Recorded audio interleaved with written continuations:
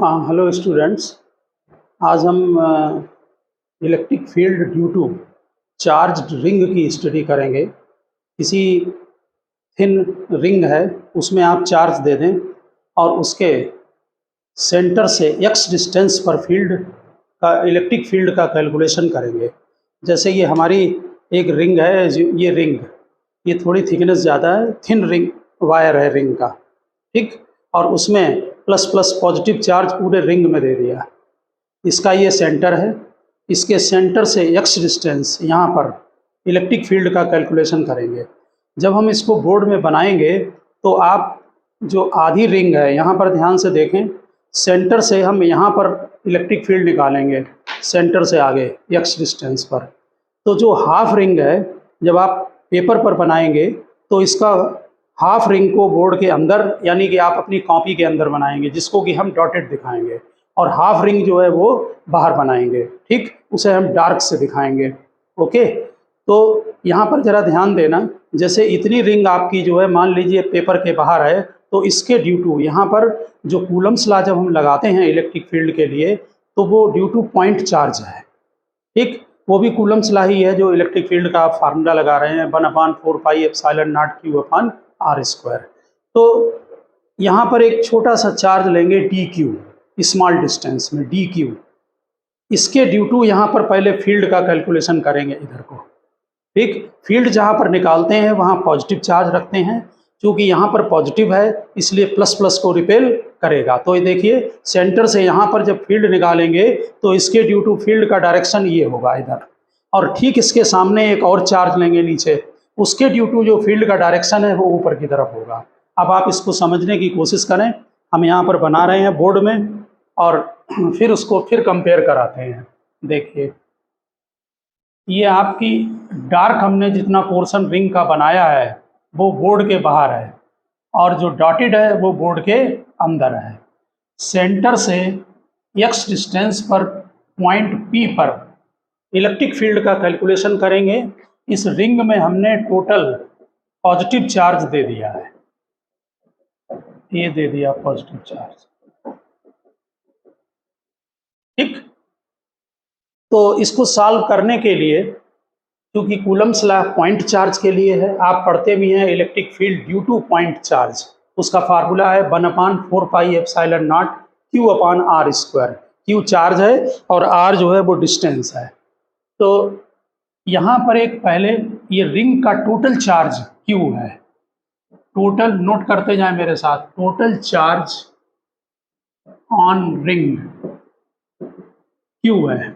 यहाँ पर एक स्मॉल चार्ज dq एज्यूम किया, इसकी डिस्टेंस सेंटर से कैपिटल R ले लो, रेडियस हो गई रिंग की, और इसके ड्यू टू पहले यहाँ पर फील्ड कैलकुलेट करेंगे।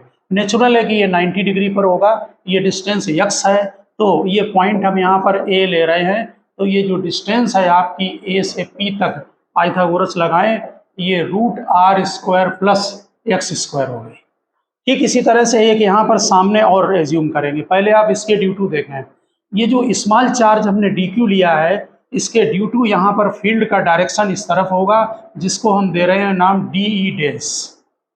यहाँ पर ये x एक्सिस ले रहे हैं और ये एक्सिस परपेंडिकुलर y एक्सिस ले रहे हैं, ये एंगल थीटा एज्यूम कर रहे हैं और ये एंगल भी थीटा। समझ गए होंगे इतना डायग्राम।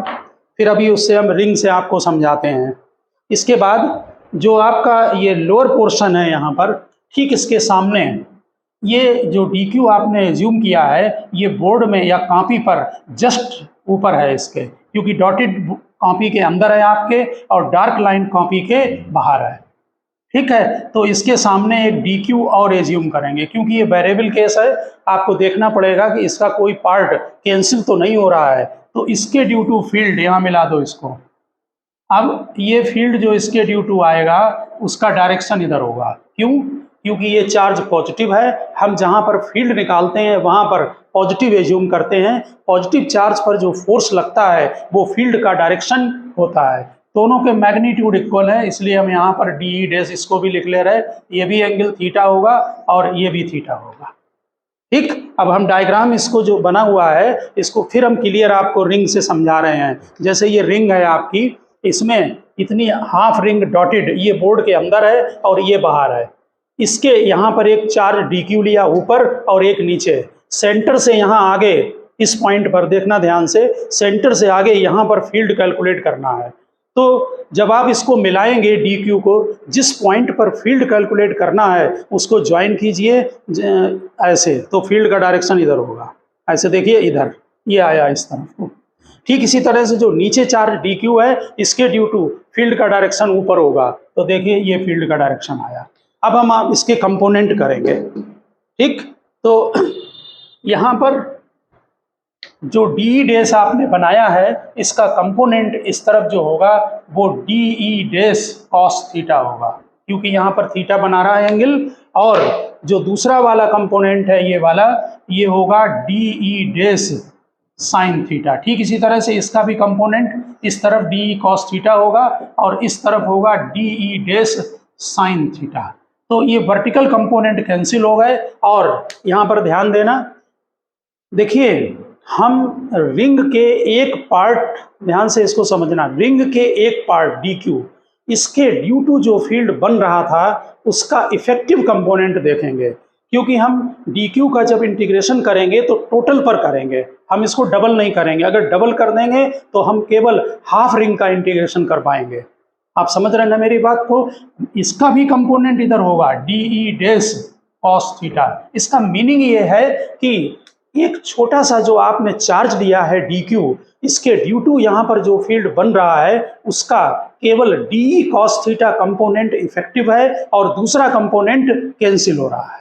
इंटीग्रेशन करते समय हम टोटल का इंटीग्रेट करेंगे। समझ गए ना बात? तो यहाँ पर डायग्राम बनाकर आगे लिख ले कि effective component of electric field,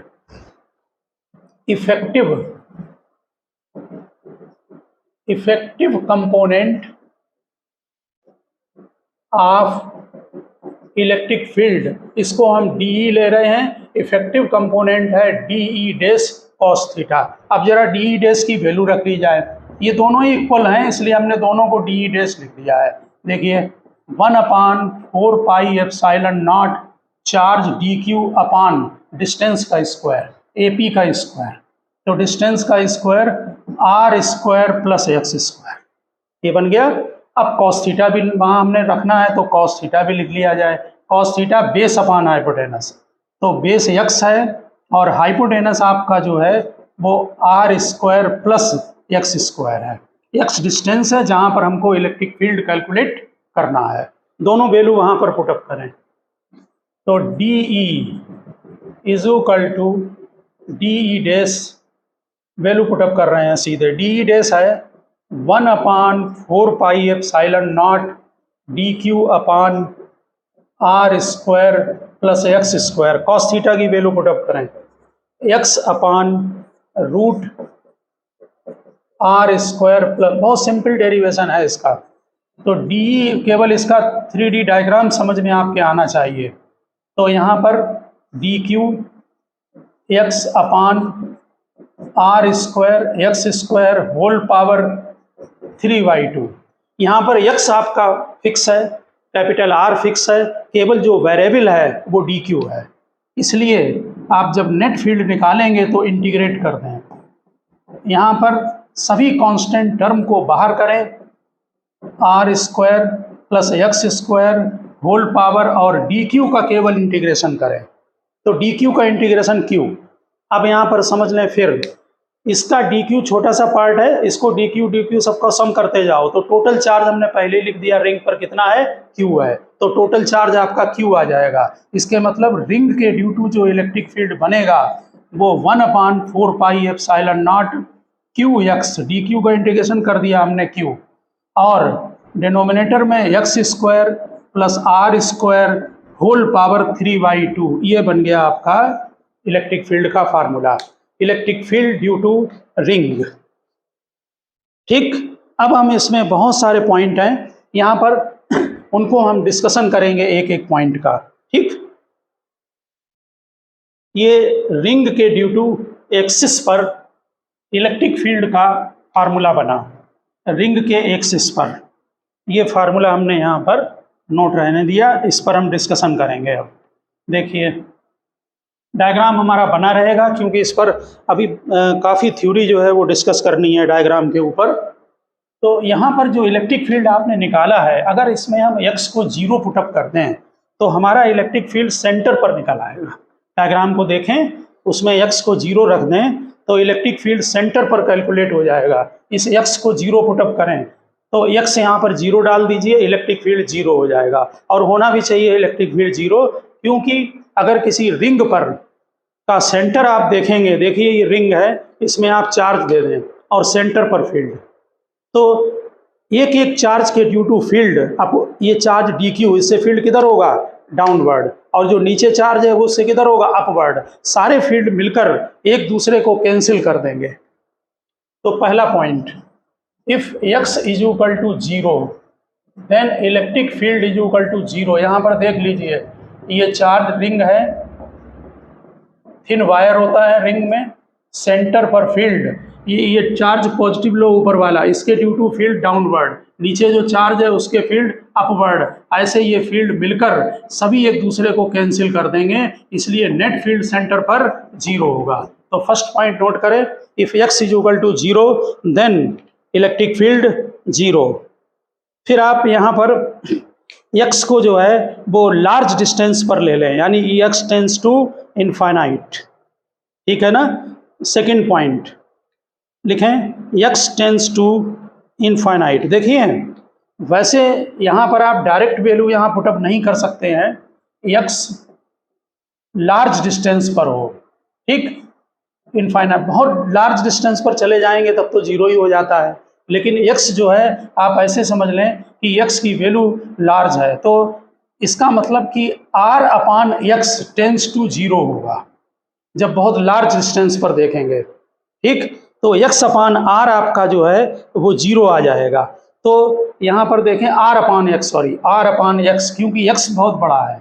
आप ये भी लिख सकते हैं x ग्रेटर देन r, ठीक। अगर इनफाइनाइट ही रख देंगे तब तो फिर वो 0 हो जाएगा। यहाँ पर चेक करें electric field 1/4 pi epsilon not q। देखिए इस x को जो है वो यहाँ पर इसमें से x को कॉमन ले लें आप, तो ये पावर 2 कैंसिल हो जाएगी और x पावर क्यूब आ जाएगा। ध्यान दें x पावर 2 है, इसको इसके बाहर लाएंगे तो 3/2 इसमें मल्टीप्लाई होके 2 कैंसिल हो जाएगा और यहाँ पर x क्यूब आ जाएगा। ब्रैकेट में 1 प्लस हमने x की जगह 1 ले लिया है और यहाँ पर आपका हो जाएगा r अपान x का होल स्क्वायर, ये होल पावर 3/2। ये लार्ज डिस्टेंस पर होगा, समझ गए ना। तो यहाँ पर देखें r upon x tends to 0 है, तो इसकी जगह आप 0 पुटअप कर दें तो इलेक्ट्रिक फील्ड आपका बन जाएगा 1/4 pi epsilon not q upon x square. और जरा ध्यान दें, अगर हमने आपको बताया था कि कोई भी बॉडी, यहाँ इस कॉन्सेप्ट को आप समझने की कोशिश करें, कोई भी बॉडी, जैसे ये रिंग है, आपने इसमें चार्ज दे दिया, आप पास में फील्ड निकालेंगे तो रिंग के ड्यू टू फील्ड निकलेगा। लेकिन अगर इस बॉडी को बहुत लार्ज डिस्टेंस से आप ऑब्जर्व करें तो ये पॉइंट चार्ज की तरह बिहेव करेगी। तो जब भी आप बहुत लार्ज डिस्टेंस पर निकालेंगे, ठीक, तो हर समय वो पॉइंट चार्ज का ही फार्मूला आएगा। आप चाहे डिस्क हो, रिंग हो, कोई स्फेरिकल बॉडी, कोई भी बॉडी हो, ठीक है ना। तो रिंग का फार्मूला जो आपने बनाया है, अगर इसको आप लार्ज डिस्टेंस से ऑब्जर्व करते हैं तो ये पॉइंट चार्ज की तरह बिहेव करेगा। और पॉइंट चार्ज की यही डिफिनीशन होती है कि हमारा जो ऑब्जर्वेशन का पॉइंट है वो बहुत लार्ज डिस्टेंस पर होना चाहिए बॉडी से, तो वो पॉइंट चार्ज की तरह बॉडी बिहेव करती है। आप यहाँ पर देख लें, हमारा जो इलेक्ट्रिक फील्ड का फार्मूला बना है वो पॉइंट चार्ज का फार्मूला बना है 1/4 pi epsilon not q upon x square. समझ गए होंगे बात आप यहाँ पर, ठीक। ये जो वैल्यू आई है, एक तरह से आप ऐसे समझ लें कि ये वैल्यू हमारी जो x का जो डिस्टेंस है वो ग्रेटर देन r है, यानी x बहुत लार्ज डिस्टेंस पर है, ठीक है ना। तो इसके बाद अब आप नेक्स्ट पॉइंट, क्यों हमें इसका अभी ग्राफ भी प्लॉट करना है, तो ये आपका फार्मूला बन गया। अभी हमने लार्ज डिस्टेंस के लिए दिखा दिया पॉइंट चार्ज, ये हमारा ओरिजिनल फार्मूला है। 2 पॉइंट हमने डिस्कस किए, एक तो इलेक्ट्रिक फील्ड सेंटर पर जीरो होगा, और बहुत लार्ज डिस्टेंस पर जब x टेंड्स टू इन्फिनिटी है उस समय ये पॉइंट चार्ज की तरह बिहेव करेगा। अब हमें इसका ये देखना है कि अगर नेचुरल है कि कोई चीज़ अगर आप इनफाइनाइट पर देखेंगे, बहुत ज़्यादा लार्ज डिस्टेंस हो जाएगी तो वो वैल्यू कम होती चली जाती है। ठीक, सेंटर पर जो आपने फील्ड निकाला है वो भी जीरो है, तो इसका फील्ड मैक्सिमम कब होगा? मैक्सिमम के लिए हम इसको डिफरेंशिएट करना पड़ेगा।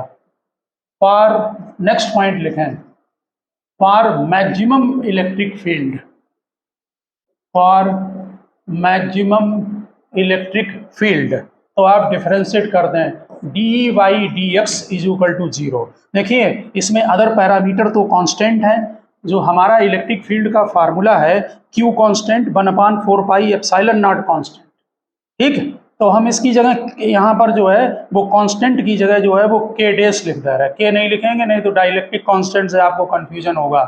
तो एक्स और r square plus x square whole power, जो लोग कॉम्पिटिटिव एग्जाम देना है उनको ये डिफ्रेंसिएशन करने ठीक से आने चाहिए। ठीक, तो इसको हम डिफ्रेंशिएट, बाकी पैरामीटर को कांस्टेंट करिए, डी बाई डी एक्स निकालें। देखिए फर्स्ट फंक्शन नोट कीजिए एक्स, सेकंड का डेरिवेटिव, ये जब ऊपर जाके पावर में -3/2 लगा देना। ठीक, पावर को नीचे लिखें, पावर फार्मूला पता होगा आपको, और इसमें एक पावर को रिड्यूस कर दें, डिफरेंशिएशन मालूम होना चाहिए फार्मूला। ठीक, और r square plus x square, इसका डिफरेंशिएशन फिर से करना पड़ेगा जो कि 2x होगा, आर कांस्टेंट है इसका 0 होगा, एक्स स्क्वायर का 2x होगा, प्लस सेकंड फंक्शन नोट करें r square x square whole power -3/2, और के डेस जो है वो लिखा रहने दें, यहाँ भी के डेस को लिखा रहने दें, वो 0 में चला जाएगा, और x का डिफरेंशिएशन करेंगे तो 1 आएगा। अब जो आपने डिफरेंशिएशन किया है इसको 0 कर दीजिए। ठीक, थोड़ा बहुत खुद सॉल्व करके देखना, जब आप ये 0 करते हैं तो x की वैल्यू आती है +-r/√2, x is equal to +-r, ये फिगर आपको लर्न रहना चाहिए कि +-r/√2 पर डिफरेंशिएशन 0 आएगा, इसका मतलब वहाँ इलेक्ट्रिक फील्ड मैक्सिमम होगा। यहाँ डबल डेरिवेटिव की जरूरत नहीं है। और कितना फील्ड मैक्सिमम होगा उसके लिए जो हमारा इलेक्ट्रिक फील्ड का फार्मूला आपने निकाला है, इसमें x की वैल्यू पुटअप कर दें तो ई मैक्स भी निकल आएगा, ई मैक्सिमम, यानी कि 1/4 पाई एप्सिलॉन नॉट, नोट करें x की जगह हम वैल्यू डाल रहे हैं r/√2 divided by r square x square मतलब r²/2 होल पावर 3/2। कि हमने x की जगह इसमें वैल्यू पुटअप कर दी इतनी r/√2, जिससे कि मैक्सिमम इलेक्ट्रिक फील्ड का कैलकुलेशन हो जाए। तो हम यहाँ पर मैक्सिमम इलेक्ट्रिक फील्ड जो है वो कैलकुलेट कर रहे हैं। ये जो मैक्सिमम इलेक्ट्रिक फील्ड आपका आएगा, ये वैल्यू आ रही है, बहुत आसान है अब सॉल्व करना। यहाँ पर ये 3/2 हो जाएगा, पावर 2 कैंसिल हो जाते हैं, होल पावर 3 आ जाएगा। ये वैल्यू बन रही है आपकी 1/4 पाई एप्सिलॉन नॉट। हम आपको सजेशन देंगे कि इसका रिजल्ट, ग्राफ, ये सभी चीज़ें आप जो हैं वो लर्न रख लें। यहाँ पर ये 1/4 पाई एप्सिलॉन नॉट जो ई मैक्स आ रहा है वो 1/4 pi epsilon not twice Q अपान, ये वैल्यू बन रही है आपकी 3√3r², 3√3r², ये बन गया आपका मैक्सिमम इलेक्ट्रिक फील्ड। ठीक है, अब यहाँ पर ये पॉइंट आपने 2 पॉइंट चेक कर लिए हैं डिफरेंशिएशन करके। अब यहाँ पर नेक्स्ट पॉइंट पर आते हैं। इसका पहले जो है हम लोग यहाँ पर ग्राफ जो है वो जरा प्लॉट करते हैं, ठीक है ना, फिर इसे हम अगले आर्टिकल पर पहुँचते हैं। ठीक, तो इलेक्ट्रिक फील्ड का जो इसका ग्राफ बनेगा वो बनाते हैं पहले, और चेक करें ग्राफ को। यहाँ पर देखिए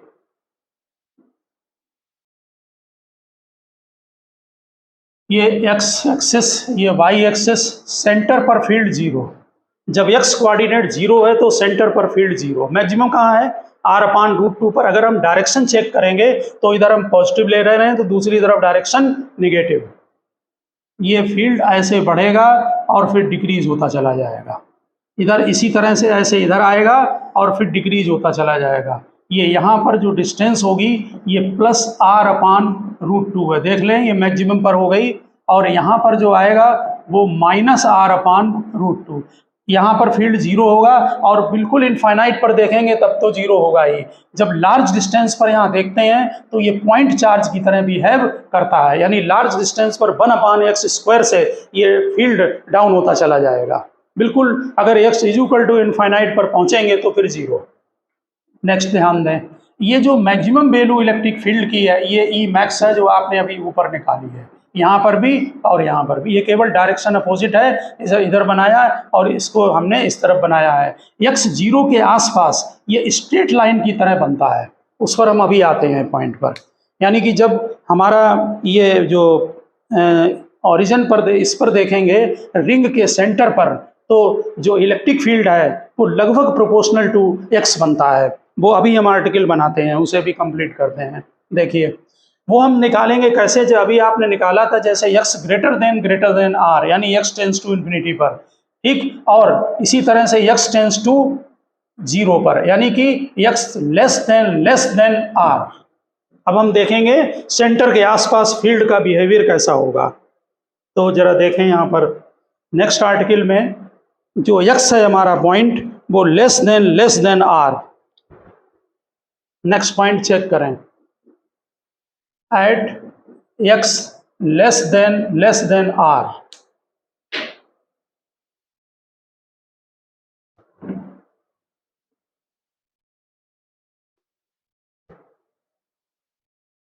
देखें यहाँ पर x <<r,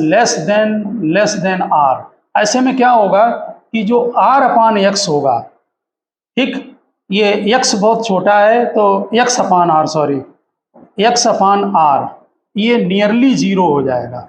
जैसे हमने x > r पर निकाला था, जब x बहुत लार्ज था तो r/x टेंस टू 0 हो गया। उसी तरह से ये x/r, क्योंकि r की वैल्यू बहुत ज़्यादा है, x की वैल्यू बहुत कम है, कहाँ चेकिंग कर रहे हैं, सेंटर के आसपास, ठीक है ना। तो जो आपने इलेक्ट्रिक फील्ड का फार्मूला इसका लिखा था, देखिए क्या था formula, 1/4πε0 qx/r² + x² whole power 3/2, ये अभी लिखा था फार्मूला।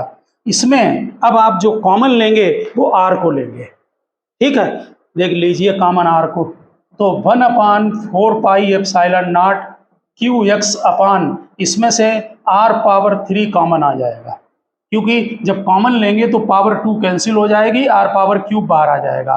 ब्रैकेट में क्या बचेगा, 1 + x/r का होल स्क्वायर और होल पावर 3/2। अब x/r की जगह पर 0 पुटअप कर देंगे, ठीक, तो इलेक्ट्रिक फील्ड E आपका आएगा, ये किस कंडीशन में आया, हमने यहाँ पर कॉमन ले लिया।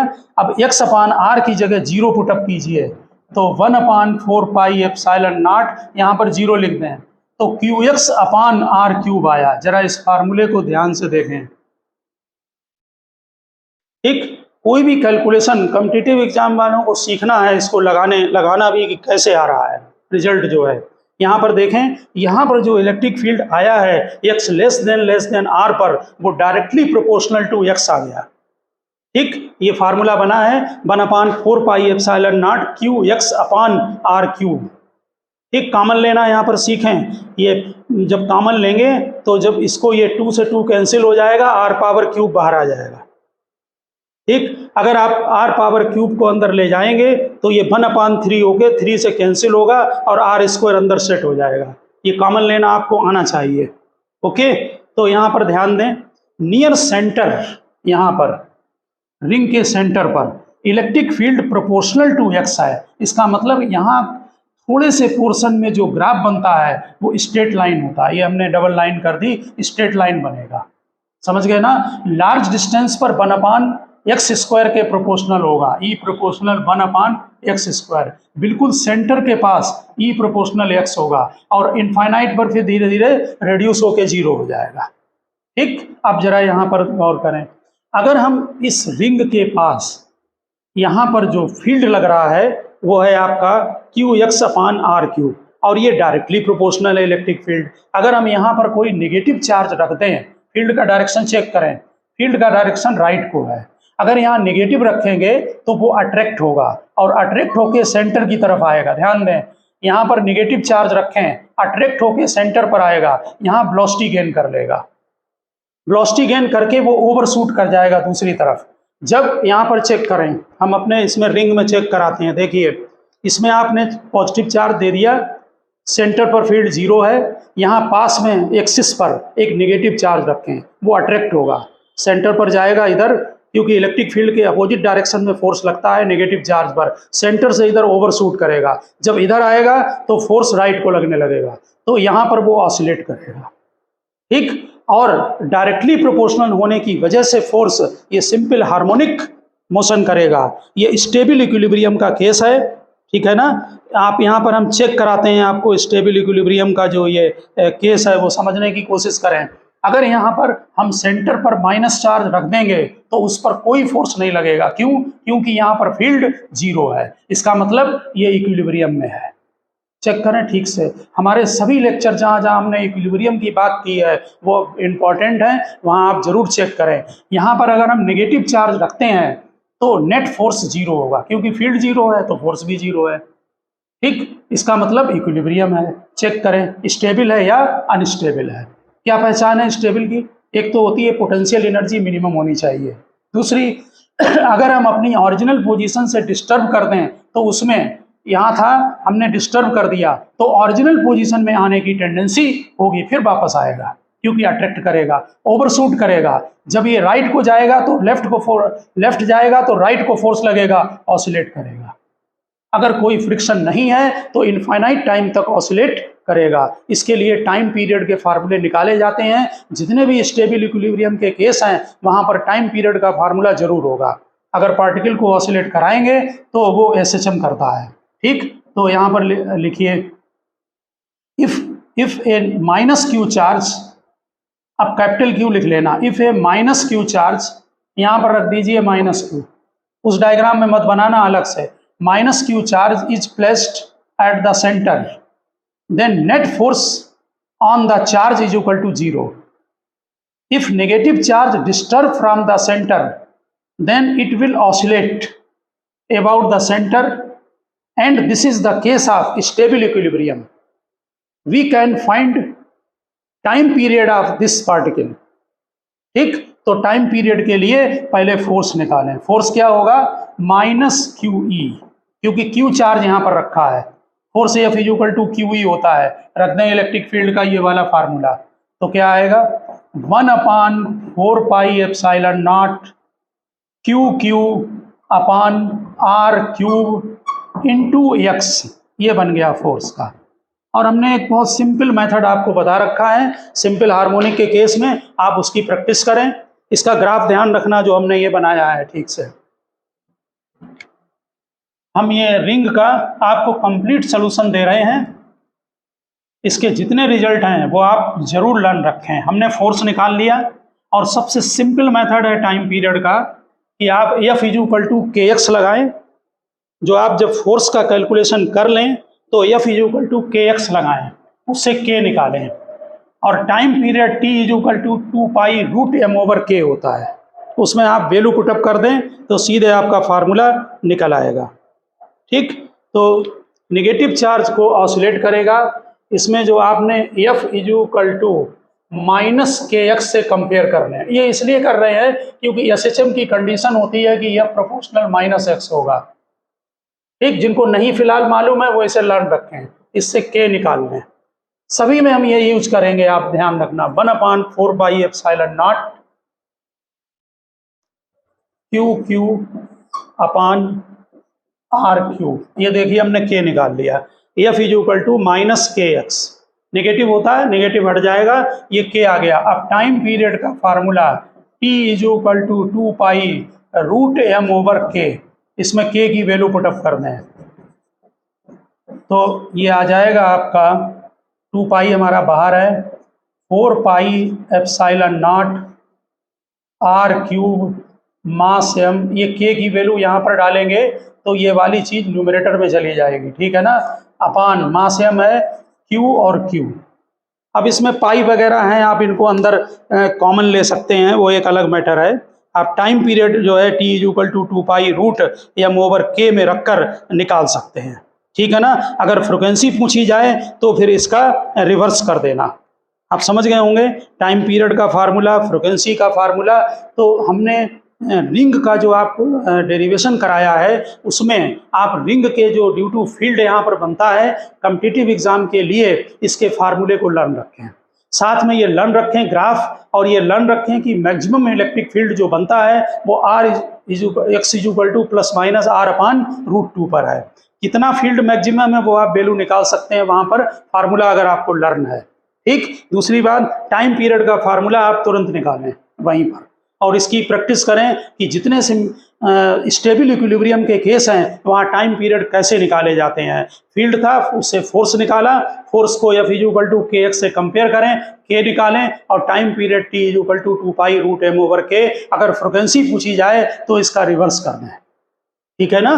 तो इसके अलावा ग्राफ का भी ध्यान रखना कि सेंटर के आसपास स्ट्रेट लाइन होता है, यानी electric field proportional to x होता है, तभी हम इसका ये कैलकुलेशन कर सकते हैं।